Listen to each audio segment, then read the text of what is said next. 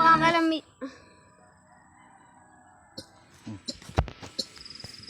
Sinimulan ko to nung ako'y 17. Alam ko dito madali ang pagiging musikero. Musika na lumalawak sa iba't ibang parte. Mga sumisikat na rapper, parami ng parami, unti-unting pumapatok. Mapa-YouTube, mapa-Facebook, tuloy na nagpa-viral. Pati na rin sa TikTok, ito'y aking binalasin na nagtulak para sa akin upang aking gisingin ang talento para sa akin. At pinagdi ko sinulit hanggang makabisa.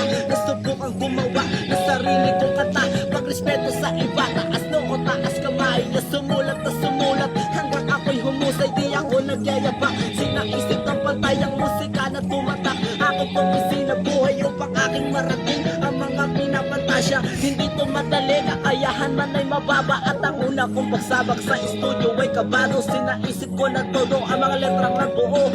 Minulat na sarili at hindi sa direktahan mga plano ko sa buhay. At sabay pinaglaanan na tubo nagdumadali dito sa aking katawan. Natungo sa kasanayan hangad kong tinuldukan. Ang humintod pa ka ba kahit balutin ng kaba. Ahasain ang isipan sa sarili kong gawa. Sa kwaderno ko sabihin at upang maitala. At tuloy sa pag-abate ng aking mga tula. Ang mapawala sa tono ang aking mga obra ay hindi ko itinigil. Tumiredit ko may katuloy-tuloy hanggang sa dulo. At hindi na magbabago, malabo ng maalis. Musika sa buhay ko, kataglay itong respeto. San man ako mapunta at di na may lalago at magbubunga kahit na gano'ng kadami. Ang pagod at pasakit, ang binhi na tinanim. Na kung pasok palit, realidad ay nalawak. At parang magsasaka, umulan o bumagyo, tuloy pa rin sa pagdala ng kahoy na panggatong na maaaring iimbak. Sa ganyan ako namulat, di ako bumaksak.